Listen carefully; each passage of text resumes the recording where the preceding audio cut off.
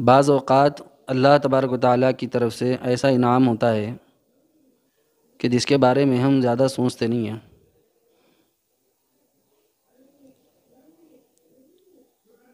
اگر اس موضوع پر بات ہو تو کافی طویل موضوع نکلے گا کہ انسان کے جتنے خیالات ہیں وہ دو قسم پر مبنی ہیں، یا تو خیالات اچھے ہوتے ہیں یا خیالات برے ہوتے ہیں۔ اسی کو علم تصوف کی زبان میں مشائخین نے فرمایا، جو اچھے خیالات ہیں ان کو بزرگوں نے کہا ہے کہ اس کو خطرہ خیر کہتے ہیں، اور جو برے خیالات ہیں اس کو فرمایا کہ اس کو خطرہ شر کہتے ہیں۔ تو مجموعی طور پر خیالات کی دو قسمیں ہو گئیں، ایک کو خطرہ خیر کہیں گے اور دوسرے کو خطرہ شر کہیں گے۔ عام زبان میں سمجھنے کے لیے اس کو یوں کہہ لیجئے کہ نیکی کا خیال اور برائی کا خیال۔ اب یہ جو خطرہ خیر ہے اس کی دو قسمیں ہیں، ایک کو خطرہ رحمانی کہتے ہیں اور ایک کو خطرہ ملکوتی کہتے ہیں، اور جو خطرہ شر ہے اس کی بھی دو قسمیں ہیں، ایک کو خطرہ شیطانی کہتے ہیں اور دوسرے کو خطرہ نفسانی کہتے ہیں۔ اللہ تبارک و تعالیٰ کی طرف سے بندوں کی فہمائش کے لیے قرآن پاک نازل کیا گیا، اسی کی وساطت سے بزرگان دین نے سبق کے طور پر، فہمائش کے طور پر تمام قرآن پاک سے لوگوں کے خیالات کو ڈھونڈا، تو وہ انہی دو خیالات پر مبنی ہوتے ہیں، یا تو خیال اچھا ہوتا ہے یا برا ہوتا ہے۔ اچھا خیال ہوتا ہے تو اس کو خیال خیر کہتے ہیں، اور برا خیال ہوتا ہے تو اس کو خیال شر کہتے ہیں۔ اسی کو علم تصوف کی زبان میں خطرہ خیر اور خطرہ شر سے تعبیر کیا جاتا ہے۔ خیر کا جو خیال ہے وہ بھی دو وجوہات سے آتا ہے، اور شر کا جو خیال ہے وہ بھی دو وجوہات سے آتا ہے۔ خیر کے خیال کی جو دو وجوہات ہیں اس میں سے ایک وجہ کو کہتے ہیں خطرہ رحمانی، اور دوسری وجہ کو کہتے ہیں خطرہ ملکوتی۔ خطرہ ملکوتی اور خطرہ رحمانی کیا ہے؟ خطرہ ملکوتی یہ ہے کہ جب اللہ تبارک و تعالیٰ کسی بندے کو اپنی عبادت کی طرف یا اپنی ذات کی طرف متوجہ کروانا چاہتے ہیں تو فرشتے سے کہتے ہیں کہ جاؤ میرے فلاں بندے کے دل میں میرا خیال ڈال دو، یا نیکی کا خیال ڈال دو، یا فلاں کی مدد کا خیال ڈال دو، فلاں اچھائی کا خیال ڈال دو۔ جب وہ فرشتے آ کر کے دل میں نیکی کا خیال ڈالتے ہیں تو اس کو خطرہ ملکوتی کہتے ہیں، یعنی فرشتے کی طرف سے دل میں نیکی کا خیال آنا۔ لیکن کچھ خاص بندے اللہ کے ایسے ہوتے ہیں جس کو اللہ پاک فرماتے ہیں ارجعی الی ربک راضیۃ مرضیہ فادخلی فی عبادی۔ یہ جو عبادی والے جو بندے ہیں نا، خاص بندے اللہ کے، اللہ ان کے بارے میں کہتا ہے کہ میرے جب خاص بندے ہوتے ہیں تو اللہ فرشتوں سے نہیں کہتے بلکہ بذات خود اللہ نیکی کا خیال اس بندے کے دل میں ڈالتے ہیں۔ اب ہم کو کیسے پتہ چلے کہ بھئی یہ جو نیکی کا خیال ہے یہ فرشتے کی طرف سے ہے یا پھر اللہ کی طرف سے ہے؟ تو اس کا جواب آسان ہے۔ بزرگوں نے سمجھانے کے طور پر فرمایا کہ اس کو یوں سمجھ سکتے ہیں کہ خیال نیکی کا آیا، لیکن کبھی نیکی ہو جائے اور کبھی نیکی سے رہ جاؤ، یعنی مکمل ہو جائے آپ سے، کبھی نیکی کرتے کرتے نیکی سے رہ جاؤ، تو اس کا مطلب یہ ہے کہ یہ جو خیال ہے اس کو خیال ملکوتی، خطرہ ملکوتی کہتے ہیں۔ فرشتے کی طرف سے نیکی کا خیال ہوتا ہے، کبھی نیکی ہو جاتی ہے، کبھی نیکی کرتے کرتے نیکی سے آدمی رہ جاتا ہے، تو اس کو کہتے ہیں خطرہ ملکوتی، فرشتے کی طرف سے نیکی کا خیال آنا۔ اور جب اللہ کی طرف سے نیکی کا خیال آتا ہے تو اس کو کیسے پہچانا جائے؟ وہ یہ ہوتا ہے کہ جب اللہ کی طرف سے نیکی کا خیال آتا ہے تو انسان وانٹیڈلی انوانٹیڈلی، خواہ ہو ناخواہ، چاہت کے ساتھ ہو یا چاہت کے بغیر، اس سے نیکی ہو جاتی ہے، مطلب نیکی رکتی نہیں ہے پھر وہ۔ تو ارادتاً غیر ارادتاً، وانٹیڈلی انوانٹیڈلی، خواہ ہو ناخواہ، نیکی ہو جانا، فورسفلی نیکی ہو جانا اس سے، تو اس کا مطلب ہے اللہ یہ چاہتے ہیں کہ یہ بندہ خاص میری ذات کی طرف متوجہ ہو جائے۔ تو جس وقت میں اگر ہمارے ساتھ ایسا معاملہ ہو رہا ہو تو پھر سمجھ لینا کہ یہ موقع بار بار نصیب نہیں ہوتا، کیونکہ اللہ تبارک و تعالیٰ جس کو اپنا خاص بنانا چاہتے ہیں اس کو نیکی کا خیال بذات خود ڈالتے ہیں، اور جس کو آزمائش میں ابھی رکھنا چاہتے ہیں اس کو فرشتے کے ذریعے سے خیال ڈلواتے ہیں۔ تو جو فرشتے کے ذریعے سے ہے وہ بالواسطہ ہے، اور جو ڈائریکٹ ہے وہ بلا واسطہ ہے۔ اب دو قسمیں ہو گئیں خیر کی، خطرہ خیر کی دو قسمیں، ایک کو خطرہ رحمانی کہتے ہیں اور ایک کو خطرہ ملکوتی کہتے ہیں۔ نیکی کا خیال آنا رحمان کی طرف سے اور نیکی کا خیال آنا فرشتے کی طرف سے۔ دونوں کے فرق اور امتیاز کو میں نے بتا دیا کہ فرشتے کی طرف سے جو نیکی کا خیال ہوتا ہے اس کو پہچاننے کی ترکیب یہ ہے کہ خیال جب آئے نیکی کا، کبھی نیکی ہو اور کبھی نیکی نہ ہو، یعنی کبھی ہو جائے کبھی رہ جائے، اس کا مطلب ہے یہ جو فرشتے کی طرف سے اللہ خیال ڈلوا رہے ہیں۔ اور نیکی فورسفلی ہو رہی ہے ہم سے بذات خود، ہم نہیں چاہ رہے لیکن پھر بھی خود بخود نیکی ہو جا رہی۔ اس کی مثال یوں سمجھ لیجئے کہ آپ نکلے تھے بازار، کسی کام سے، اپنے دنیاوی غرض و غایت سے نکلے تھے، لیکن کسی نے پکڑ کے آپ کو مجلس میں لا کے بٹھا دیا،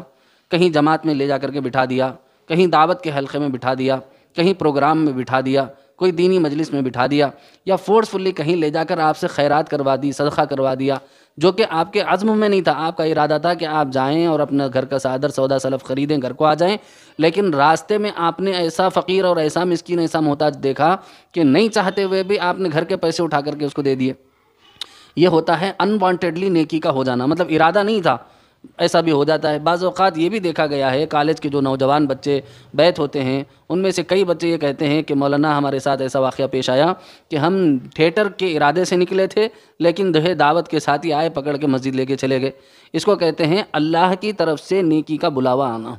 اس کو کہتے ہیں خطرہ رحمانی۔ اللہ کی طرف سے خاص توجہ ہوتی ہے ان بندوں پر، اور اللہ یہ چاہتے ہیں کہ یہ بندہ میری طرف متوجہ ہو جائے، لیکن اس کے اندر آزمائش بھی بڑی ہوتی ہے۔ جب اللہ خود بلا رہے ہوں اس کے بعد بھی بندہ جو ہے ان کے ساتھ اپنی جو ہے معاملات کو سدھار نہ لے، اپنے معاملات کو استوار نہ کر لے، تو پھر اللہ تبارک و تعالیٰ جب اس کے ساتھ جو ہے استغنا برت لیں گے تو پھر ایسا معاملہ ہوگا کہ پھر آدمی جو ہے کہیں کا نہیں رہتا۔ کہتے ہیں اردو الفاظ میں اس کو یوں کہا جاتا ہے محاورے میں، دھوبی کا کتا نہ گھر کا نہ گھاٹ کا، وہ حال انسان کا ہو جاتا ہے۔ اسی لیے مردوں کو بھی چاہیے اور خواتین کو بھی چاہیے کہ اگر خیال نیکی کا خود بخود آ رہا ہو تو موقع غنیمت جان کر اللہ کی طرف لپک پڑو، اللہ کی طرف پلٹ آؤ، اللہ کی طرف اپنی محبت اور دوستی کا ہاتھ بڑھا لو۔ یہی آخرت کے اندر خیر اور نجات کا سودا ہے، بہترین سودا ہے۔ اللہ کی طرف سے اگر قدم اٹھایا گیا، اللہ کی طرف سے توجہ فرمائی گئی، تو اب ہم اس کے اندر جو ہے نا قسم پرسی، کاہلی، سستی اور جو ہے نا اس قسم کے آلسینس والے کام نہیں کر سکتے۔ پوری توجہ اور یکسوئی کے ساتھ اللہ کی طرف متوجہ ہو جانا چاہیے۔ اگر خطرہ ملکوتی ہے، یعنی فرشتے کی طرف سے نیکی کا خیال آ رہا ہے، تب بھی بندے کو چاہیے کہ 2 رکعت صلاۃ الحاجت، 2 رکعت صلاۃ التوبہ پڑھ کے دعا کریں کہ اللہ جی میں کمزور ہوں، میرے ساتھ بذات خود نیکیاں نہیں ہوتی ہیں، آپ میری پیشانی کے بال پکڑ کے زبردستی میرے سے نیکی کا کام کروا لیجئے۔ قرآن مجید بھی اس کا راستہ بتاتا ہے۔ ایک راستہ ہے اہدنا الصراط المستقیم کا، اس کے اندر بندہ اپنی طلب سے اللہ سے کہتا ہے اللہ جی مجھے سیدھا رستہ دکھا دیجئے۔ اور ایک دعا بھی قرآن مجید میں بتائی گئی۔ قرآن مجید میں اللہ تعالیٰ فرماتے ہیں ہو آخذ بناصیتها ان ربی علی صراط مستقیم، میرا رب وہی ہے جو پیشانی کے بال پکڑ کر سیدھے راستے پہ لاتا ہے۔ تو معلوم یہ ہوا کہ ہدایت 2 طریقوں پر ہوتی ہے، ایک طلب پر اور دوسرے اللہ پیشانی کے بال پکڑ کے بعض لوگوں سے کروا لیتے ہیں۔ تو ہم جو ہے طلب تو کرتے ہی رہیں دعا کی، لیکن ساتھ میں یہ کہیں کہ اللہ ہم کو اس کیٹیگری سے نکال کر اس کیٹیگری میں ڈال دیجئے جس میں آپ پیشانی کے بال پکڑ کے کروا لیتے ہیں۔ تو اس میں فائدہ یہ ہوگا کہ بندہ خواہ و ناخواہ اللہ سے جڑا رہے گا۔ اللہ سے جڑا رہے گا تو مطلب اس کا یہ ہے کہ وہ نجات کے رستے پر اور کامرانی کے رستے پر پڑ جائے گا۔ اور طلب کے اندر بندہ آزمائشوں کا شکار ہوتا ہے، لیکن اس کے انعامات بھی بڑے ہیں۔ جب جیسی محنت ہوگی انعام ویسا ہوگا۔ تو معلوم یہ ہوا کہ ہم کو اللہ تعالیٰ سے یہ دعا کرنی چاہیے کہ اللہ جی، پیارے اللہ جی، ہم کو ایسا راستہ دکھا دیجئے جس کے اندر ہم خود راہ ہدایت پر رہیں، یا پھر دوسرا راستہ یہ ہے کہ اللہ جی ہم سے نہیں ہو پا رہا ہے، ہم مجبور ہیں، ہم نفس و شیطان کے ہیلے حوالوں سے واقف نہیں ہیں، آپ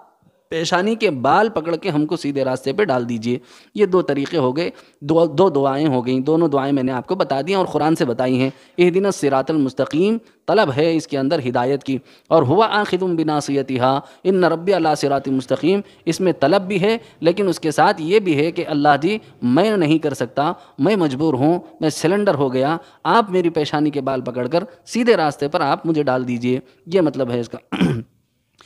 اب ایسے ہی دوسری قسم میں نے بتائی تھی، یہ خیال خیر اور خیال شر، یعنی خطرہ خیر اور خطرہ شر. جو دوسری قسم ہے خطرہ شر کی، جس کو بزرگان دین خطرہ شر کہتے ہیں، عام لوگ کہتے ہیں برائی کا خیال آنا، اور فارسی میں اس کو کہا جاتا ہے خیال شر، اور اردو اور متصوفین اور صوفیہ کے پاس اس کو کہا جاتا ہے خطرہ شر. خطرہ شر کے معنی ہے برائی کا خیال دل دماغ میں آنا. یہ بھی دو قسم پر ہے. جیسے نیکی کا خیال دو قسم پر تھا، ملکوتی اور رحمانی، اسی طریقے سے شر کی دو قسمیں ہیں، شیطانی اور نفسانی. خطرے شیطانی جو ہے، یعنی جو ہے شیطان کی طرف سے دل میں برائی کا خیال آنا، یعنی شیطان کی طرف سے دل میں برائی کا خیال ڈالا جاتا ہے. اب مسئلہ یہ ہے کہ یہ جو خیال ہے نفس کی طرف سے ہے یا شیطان کی طرف سے ہے، کیسے پہچانا جائے؟ نفس کی طرف سے ہے اور شیطان کی طرف سے ہے، اس کو پہچاننے کے لیے بزرگان دین نے جو طریقہ بتایا وہ یہ ہے کہ جو شیطان کی طرف سے جو برائی ہوتی ہے وہ ہر لمحے اس کا خیال بدل بدل کر آتا ہے. مثال کے طور پر بندہ خالص ایک گناہ کے بارے میں اسٹرکٹلی اسی گناہ کے بارے میں فوکس نہیں رہتا، الگ الگ گناہوں کی طرف توجہ بٹتی جاتی ہے. کبھی جو ہے بد نظری کا خیال آ گیا، کبھی گانے سننے کا خیال آ گیا، کبھی برا بھلا کہنے کا خیال آ گیا، کبھی غیبت کرنے کا خیال آ گیا، کبھی چغلی کرنے کا خیال آ گیا، کبھی کسی کے اوپر تہمت لگانے کا خیال آ گیا، کبھی کسی کے بارے میں برا بھلا کہنے کا خیال آ گیا، کبھی جھوٹی گواہی دینے کا خیال آ گیا. تو یہ جو خیالات ایک جگہ پر نہیں ٹکتے، بدل بدل کر الگ الگ گناہ کرواتے ہیں، یہ شیطانی خیال ہے، اس کو خطرہ شیطانی کہتے ہیں. اور جو دوسرا جو خیال ہے اس کو خطرہ نفسانی کہتے ہیں. اس کو پہچاننے کا طریقہ یہ ہے کہ پرٹیکولر کسی ایک گناہ پر مصر ہو جانا، یعنی دیگر گناہوں پر شامل نہیں رہتا. وہ نمازیں بھی پڑھتا ہے، روزے بھی رکھتا ہے، زکوٰۃ بھی دیتا ہے، حج بھی کرتا ہے، لیکن رات ہو جائے تو اوڑھنا اوڑھ کر اپنی فلمیں دیکھنے کے عادی ہوتا ہے اور سیریلاں دیکھنے کا عادی ہوتا ہے. پرٹیکولر ایک گناہ کا عادی ہوتا ہے. یعنی کسی کو جو ہے لذت سماعت کا کوئی گناہ کا شکار رہتا ہے تو بس اسی گناہ میں اس کو مزہ آتا ہے، دوسرے گناہ میں مزہ بھی نہیں آتا اس کو جو ہے. تو توجہ جو ہے ایک ہی گناہ کے اوپر باصرار قائم ہو جانا وہ نفس کی طرف سے ہوتا ہے، اور توجہ بدل بدل کر الگ الگ گناہوں کا خیال آنا یہ شیطان کی طرف سے ہوتا ہے. جب شیطان کی طرف سے ہوتا ہے تو اس وقت میں بچنا آسان ہے. شیطان کی طرف سے جب ہوتا ہے آدمی اعوذ باللہ السمیع العلیم من الشیطان الرجیم بسم اللہ الواسع جل جلالہ پڑھ کر کے سینے پہ دم کر لے اور اللہ سے دعا کرے کہ اللہ شیطان کے جو ہے مکر و فریب سے میری حفاظت فرما لیجئے، تو اللہ تبارک و تعالیٰ اس گناہ سے بچنے میں آپ کی معاونت فرمائیں گے. لیکن جب نفس کی طرف سے برائی کا خیال آتا ہے تو اس وقت میں آدمی جو ہے اپنی سعی اور کوشش کے ذریعے سے نفس کی اصلاح کی فکر کرنی پڑتی ہے. ایک کپڑا وہ ہوتا ہے جو گھر میں میلا کچیلا ہو جائے تو اس کو دھو لیا جاتا ہے، لیکن بعض کپڑے ایسے ہوتے ہیں جو گھر میں دھلنے سے اس کا کام نہیں ہوتا، اس کو ڈرائی کلین میں ڈالنا پڑتا ہے. بعض داغ دھبے گھر کی دھلائی اور صفائی سے نہیں جاتے تو اس کو جو ہے ڈرائی کلین میں ڈالا جاتا ہے، صفائی کے لیے اس کو ڈرائی کلین میں بھیجا جاتا ہے. اسی طریقے سے بعض گناہ ایسے ہوتے ہیں کہ جس کی صفائی، جس کی جو ہے نا اللہ سے انابت جو ہے صرف توبہ طائب ہونے سے نہیں ہوتی، نفس کی اصلاح کرنا پڑتا ہے. اس کے لیے مشائخین اور اہل اللہ کی مجلسوں میں جانا، دعوت کی فکروں سے وابستہ ہونا، اہل اللہ کے پاس جا کر اپنے نفس کی اصلاح کی فکر کرنا، اس کو کہتے ہیں نفس کی اصلاح کی فکر. اب جو ہے قرآن مجید میں اللہ تبارک و تعالیٰ فرماتے ہیں والشمس وضحاها والقمر اذا تلاها والنهار اذا جلاها واللیل اذا یغشاها والسماء وما بناها والارض وما طحاها ونفس وما سواها فالهمها فجورها وتقواها قد افلح من زکاها. 8 قسمیں اٹھا کر کے اللہ نے کہا تحقیق کہ وہ شخص کامیاب ہو گیا جس نے اپنے نفس کی اصلاح کی. تو نفس کی اصلاح اتنا عظیم کام ہے کہ اللہ قسمیں اٹھا کر کہہ رہے ہیں کہ جو شخص اپنے نفس کی اصلاح کرے گا وہ کامیاب ہے. اب لوگ کیا کرتے ہیں اس دور میں کہ اپنے نفس کو اپنے حوالے کر دیے، شیخ کے حوالے نہیں کرے، اللہ والوں کے حوالے نہیں کرے، جس کے نتیجے میں آدمی بے لگام ہو گئے، نافرمانی کا مزاج بن گیا. بچے جو ہے ماں باپ کے نافرمان، جو ہے بیوی شوہر کی نافرمان، شوہر جو ہے اپنے ماں باپ کا نافرمان. بس شروع سے لے کر آخر تک سب کی کہانی یہی ہے کہ نافرمانی کا مزاج بن گیا. کیونکہ کسی کے اندر بھی فرما برداری کا جذبہ پیدا کرنے کے لیے، نفس کو اپنے قابو میں لانے کے لیے، اللہ رسول کا غلام اور پابند بنانے کے لیے یہ کسی کے جو ہے تربیت میں نہیں رہا. اس لیے اب کوئی کسی کی ماتحتی میں نہیں رہتا. پہلے لوگ اللہ والوں کی ماتحتی میں رہتے تھے، اس لیے پورا گھرانہ ان کے اپنے ماں باپ کی ماتحتی میں رہنے کو سعادت سمجھتا تھا.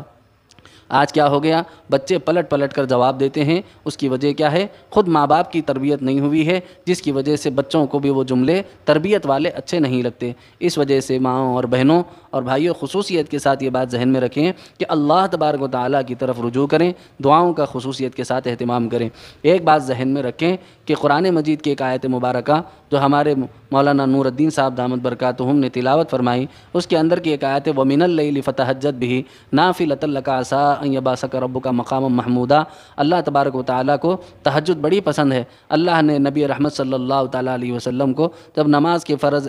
کی ادائیگی وغیرہ بتا دی گئی تو اس کے بعد میں اللہ تبارک و تعالیٰ نے اس نماز کو اللہ کے رسول کے لیے واجب رکھا اور سب کے لیے، باقی سب کے لیے نفل ہے۔ وَمِنَ اللَّيْلِ فَتَہَجَّدْ بِهِ نَافِلَةً لَكَ، اور جو رات کی نماز جو پڑھی جاتی ہے وہ تہجد ہے، وہ رات کی نماز ہے، وہ جو ہے تمہارے لیے نفل ہے لیکن قرب خدا بندی کا ذریعہ ہے۔ اللہ کے رسول صلی اللہ تعالیٰ علیہ وسلم نے زندگی میں کبھی تہجد کو نہیں چھوڑا۔ بزرگوں نے فرمایا کہ رومی ہو کہ عطاری، رومی ہو کہ غزالی ہو، عطاری ہو کہ شامی ہو، کچھ ہاتھ نہیں آتا بے آہ سحرگاہی۔ کتنے بڑا سا بڑا ولی کیوں نہ ہو، اللہ کے سامنے رات کو اٹھ کر کے رونے اور گڑ گڑانے اور اللہ سے مانگنے کا جو ہنر ہے، اگر وہ نہیں ہے تو پھر کوئی چیز ہاتھ آنے والی نہیں ہے۔ اس لیے راتوں کو اٹھ کر اللہ کے حضور میں گڑ گڑانا، رونا، ان کے سامنے دعائیں کرنا اور ان سے اپنی عز و انکساری اور منت و سماجت کرنا اور ان کے ساتھ اپنی نظر و نیاز بانٹنا اور ان کے ساتھ اپنا تعلق استوار کرنا اور اپنے سارے گلے شکوے اور جتنے رونے ہیں ان کے سامنے رو لینا، یقین مانیے کہ ایسا کرنے والے اللہ تبارک و تعالیٰ ایسوں کو بڑا پسند فرماتے ہیں۔ یہاں تک کہ نبی رحمت صلی اللہ تعالیٰ علیہ وسلم کو اسی صلے کے طور پر مقام محمود دیے جانے کا اللہ وعدہ فرما رہے ہیں۔ تو ماؤں اور بہنوں خصوصیت کے ساتھ تہجد کا اہتمام کریں، گھروں کے اندر دینی ماحول پیدا کریں، مسنون دعاؤں کا اہتمام کریں، اللہ رسول کو اپنے اندرون میں بسائیں، ہر خیال پر نگرانی رکھیں کہ یہ جو خیال آیا ہے وہ نیکی کا خیال ہے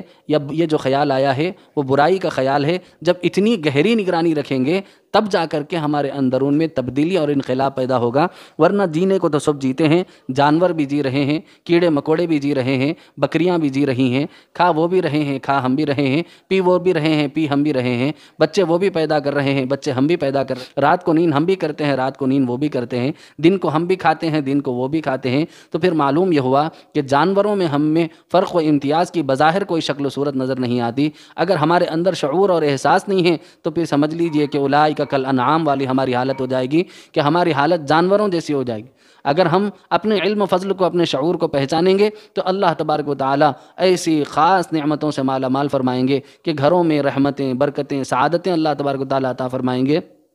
اسی لیے خاص لوگوں کے واسطے خاص نشانی کیا ہے؟ اپنے خیالات کے اوپر نظر رکھنا۔ 24 گھنٹے کاپی کے اندر ایک جو ہے نا کاپی بنا لینا، ہر گھنٹے میں کچھ نہ کچھ انٹری اس کے اندر کرتے رہنا کہ بھئی ایک گھنٹے میں میرے خیال اتنی جگہ ڈائیورٹ ہوا، اتنی جگہ میں اللہ سے تعلق میں تھی، اتنی جگہ میں اللہ سے تعلق میں نہیں تھی۔ ایک مہینہ کریے، دیکھیے آپ کی زندگی میں کیسا انقلاب پیدا ہوتا ہے، کیسی تبدیلی پیدا ہوتی ہے، کیسا تعلق مع اللہ پیدا ہوتا ہے، کیسے آپ اللہ کے پیارے اور محبوب دوست بن جاتے ہیں۔ یہ ایک مہینہ 40 دن آپ کر کے دیکھیں، آپ کی زندگیوں میں انقلاب نہ آئے تو اس فقیر کا گریبان پکڑنے کی آپ کو اجازت ہے۔ آپ جہاں چاہیں مجھے کھڑا کر کے پوچھ لیں، میں نے پورا مہینہ اس پر محنت کی لیکن میرے اندر کوئی تبدیلی نہیں آئی، تو انشاءاللہ اس کے بعد میں کہیں وعظ و نصیحت کرنے کے لیے نہیں جاؤں گا۔ میری گزارش ہے ماؤں اور بہنوں، مجھے بیان کرنا نہیں آتا، وعظ و نصیحت اور تقریر کرنا میرے بس کی بات نہیں ہے۔ میں عام اور سادہ پیرائے میں ہمارے بزرگوں سے ہم نے جو سبق سنا ہے وہ ہم آپ کو سنا رہے ہیں۔ یہ بات ذہن میں رکھ لیجئے کہ خیال کے اوپر جب بندہ نگرانی کرنا شروع کرتا ہے، کوئی بندی اللہ کی نگرانی کرنا شروع کرتی ہے تو پھر اللہ تبارک و تعالیٰ ایسی سعادتوں سے مالا مال کرتے ہیں، ایسی جو ہے نا وہ اوج ثریا اور ایسا کمال عطا فرماتے ہیں کہ جس کی کوئی حد و انتہا نہیں۔ لوگ کہتے ہیں کہ خواتین کچھ نہیں کر سکتی، اللہ کی قسم جو آپ کر سکتی ہیں وہ مرد احباب بھی نہیں کر سکتے۔ یہ بات ذہن میں رکھ کے چلیں، کیونکہ محبوب کبریا محمد الرسول اللہ صلی اللہ تعالیٰ علیہ وسلم جو کائنات کا سہارا ہیں، پورے کائنات کو سہارا ان کی وجہ سے ہے، دونوں جہاں میں نجات ان کی وجہ سے ہے، شفاعت ان کی وجہ سے ہے، اور جو ہے نبی رحمت صلی اللہ تعالیٰ علیہ وسلم کی مرہون منت، تمام نبوتیں، تمام ولایتیں، ہر چیز نبی پاک صلی اللہ علیہ وسلم کی برکت سے ہے۔ لیکن آپ یقین جانیے کہ معراج کا دلہا ہونے کے باوجود بھی، نبی رحمت صلی اللہ تعالیٰ علیہ وسلم کی اونچی شان ہونے کے باوجود بھی، اتنی عظمتیں، رفعتیں اور بلندیاں ہونے کے باوجود بھی، جب پہلی مرتبہ قرآن پاک نازل ہوا، نبی رحمت صلی اللہ تعالیٰ علیہ وسلم پر جاڑے جیسی کیفیت طاری ہو گئی اور جسم کپ کپانے لگا، تو یقین مانیے جو کائنات کو سہارا دینے آیا تھا، خواتین کا وہ کردار ہے کہ آپ کائنات کے سہارا دینے والے کو خواتین سہارا دے رہی ہیں۔ حضرت امی جان خدیجہ خاتون ہیں، خاتون اول ہیں، جنہوں نے نبی رحمت صلی اللہ تعالیٰ علیہ وسلم کو سہارا دیا اور کہا کہ اے محبوب آپ پریشان کیوں ہوتے ہیں، آپ کو تو اللہ ضائع نہیں فرمائے گا، آپ غریبوں کی مدد کرنے والے، بیواؤں کی، یتیموں کی مدد کرنے والے، آپ کو اللہ ضائع نہیں فرمائے گا، آپ پریشان نہ ہوں، آپ سے اللہ کام لے لیں گے۔ یہ بات ذہن میں رکھیے کہ جو پوری کائنات کو تسلی دینے آیا تھا، اس کو تسلی دینے کی باری آئی تو اللہ نے خاتون کو استعمال فرمایا ہے۔ یقین مانیے کہ اس سے بڑی سعادت میں نہیں سمجھتا ہوں کہ کچھ ہے، کیونکہ انبیاء کو سکون نبی رحمت صلی اللہ علیہ وسلم سے ہے، اولیاء کو ولایت نبی رحمت صلی اللہ تعالیٰ علیہ وسلم سے ہے، اور کائنات کا نور نبی کی برکت سے ہے، سارے جہاں کی خوشیاں اور برکتیں، رحمتیں اور سعادتیں نبی کی برکت سے ہے، جنت کی کنجیاں ان کے قدموں میں ہیں۔ وہ نبی الانبیاء ہیں، وہ خاتم النبیین ہیں، وہ شفیع المذنبین ہیں، وہ انیس الغریبین ہیں، وہ رحمت للعالمین ہیں، وہ راحت العاشقین ہیں، وہ مراد المشتاقین ہیں، وہ شمس العارفین ہیں، وہ سراج السالکین ہیں، وہ مصباح المقربین ہیں، وہ محب الفقراء والغرباء والیتامى والمساکین ہیں، وہ سید الثقلین ہیں، وہ نبی الحرمین ہیں، وہ امام القبلتین ہیں، محمدنا محمد الرسول اللہ صلی اللہ تعالیٰ علیہ وسلم ہیں۔ ان کو سہارا دینے کے لیے خاتون آگے آتی ہیں، تو آپ مجھے بتائیے کہ ساری کائنات کو جس سے سہارا ہو، آپ ان کا سہارا بننے کا سبب اور ذریعہ بنتی ہیں، تو پھر آپ چھوٹی کہاں سے ہوئی ہیں؟ آپ یقین مانیے کہ آپ کبھی بھی اپنے آپ کو کمتر نہیں سمجھنا، لیکن ہاں اپنے آپ کو سدھارنے کی اور تربیت کرنے کی فکر ضرور کرنا، کیونکہ آپ جو ہے امی جان عائشہ رضی اللہ عنہا کی پرچھائی بن سکتی ہیں، حضرت بی بی فاطمہ الزہرا رضی اللہ عنہا کی پرچھائی بن سکتی ہیں، حضرت امی جان خدیجہ رضی اللہ عنہا کی پرچھائی بن سکتی ہیں، اور حضرت حفصہ کی پرچھائی بن سکتی ہیں۔ آپ یقین نہیں مانیں گی کہ آپ لوگوں کا کردار تو وہ کردار ہے جن کا کردار اگر سوچیں تو انسانوں کے اندر تبدیلی پیدا ہونا شروع ہو جاتی ہے۔ جب آپ سنبھالنے پر آتی ہیں، امام الانبیاء کو سہارا دے رہی ہیں، آپ کائنات کے مولا و ماوا کو اور ملجا کو سہارا دے رہی ہیں، آپ جب سنبھالنے پر آتی ہیں، آپ کی گودوں سے نکلنے والے حضرت سیدنا ابو بکر صدیق بنتے ہیں، آپ کی گودوں سے نکلنے والے حضرت سیدنا عمر فاروق بنتے ہیں، آپ کی گودوں سے نکلنے والے حضرت سیدنا عثمان غنی بنتے ہیں، آپ کی گودوں سے نکلنے والے حضرت علی المرتضیٰ بنتے ہیں، پھر آپ ہی کی گودوں سے نکلنے والے حضرت امام حسن بنتے ہیں، پھر آپ ہی کی گودوں سے نکلنے والے حضرت امام حسین بنتے ہیں، پھر آپ ہی کی گودوں سے نکلنے والے حضرت امیر معاویہ بنتے ہیں، پھر آپ ہی کی گودوں سے نکلنے والے حضرت عبد الرحمن بن عوف بنتے ہیں، پھر آپ ہی کی گودوں سے نکلنے والے صحابہ اکرام رضوان اللہ علیہم اجمعین کی پاکیزہ اور مقدس جماعت بنتی ہے، پھر آپ ہی کی گودوں سے نکلنے والے حضرت امام اعظم ابو حنیفہ رحمۃ اللہ علیہ بنتے ہیں، پھر آپ ہی کی گودوں سے نکلنے والے امام شافعی رحمۃ اللہ علیہ بنتے ہیں، پھر آپ ہی کی گودوں سے نکلنے والے امام احمد بن حنبل رحمۃ اللہ علیہ بنتے ہیں، پھر آپ ہی کی گودوں سے نکلنے والے حضرت امام مالک رحمۃ اللہ علیہ بنتے ہیں، پھر جو ہے آپ ہی کی گودوں سے نکلنے والے سیدنا بڑے پیر سرکار محبوب سبحانی غوث سمدانی سیدنا شیخ عبد القادر جیلانی رحمۃ اللہ علیہ بنتے ہیں، پھر آپ ہی کی گودوں سے نکلنے والے حضرت خواجہ معین الدین چشتی اجمیری رحمۃ اللہ علیہ بنتے ہیں، پھر آپ ہی کی گودوں سے نکلنے والے ضیاء الدین نقشبندی رحمۃ اللہ علیہ بنتے ہیں، پھر آپ ہی کی گودوں سے نکلنے والے بہاؤالدین سہروردی رحمۃ اللہ علیہ بنتے ہیں، پھر آپ ہی کی گودوں سے نکلنے والے نظام الدین اولیاء رحمۃ اللہ علیہ بنتے ہیں، پھر آپ ہی کی گودوں سے نکلنے والے حضرت مرزا مظہر جانے جانا رحمۃ اللہ علیہ بنتے ہیں، پھر آپ ہی کی گودوں سے نکلنے والے ہزاروں لاکھوں نہیں کروڑوں لوگ ایسے ہیں، اولیاء اللہ کی ایک بڑی جماعت، اختاب کی، ابدال کی، اغواث کی، غوث کی، قطب کی۔ آپ لوگوں کو وہ کردار ملا کہ آپ کے گود میں غوث کھیلے ہیں، آپ کی گود میں قطب کھیلے ہیں، آپ کے گود میں ابدال کھیلے ہیں، آپ کی تربیت گاہ سے ہوتے ہوئے جب گزرے ہیں تو اللہ اللہ کیسے کیسے اللہ کے لال اور اللہ کے ہیرے، اللہ کے موتی اللہ نے دنیا میں آپ کی گودوں سے پھیلائے ہیں۔ آپ نے اپنے آپ کو کمزور نہیں سمجھنا ہے، صرف چولہے ہانڈی کا نہیں سمجھنا ہے، اپنے آپ کے اندر تبدیلی پیدا کریں۔ آپ تبدیلی پیدا کریں گی تو یقین جانیے آپ بھی کسی غوث کی ماں بنیں گی، آپ بھی کسی قطب کی ماں بنیں گی، آپ بھی کسی بدل اور ابدال کی ماں بنیں گی، آپ بھی کسی ولی کی ماں بنیں گی۔ اللہ تبارک و تعالیٰ جب آپ سے کام لینے پر آئے گا، یقین مانیے آپ اتنا بہترین کام کریں گی کہ لوگ دیکھ کر کے عش کر اٹھیں گے کہ واہ، اس نے جو کردار نبھایا ہے واقعی بڑا اعلیٰ کردار ہے۔ اللہ کی قسم ایسی نعمتوں میں، ایسی رحمتوں میں، ایسی برکتوں میں اللہ ڈال دیں گے کہ آپ تصور کرتے رہ جائیں گے۔ لیکن یقین مانیے اللہ رسول کی رسی کو اگر آپ نے مضبوطی سے نہ تھاما، خیالات پر آپ نے اپنی گرفت مضبوط نہ رکھی،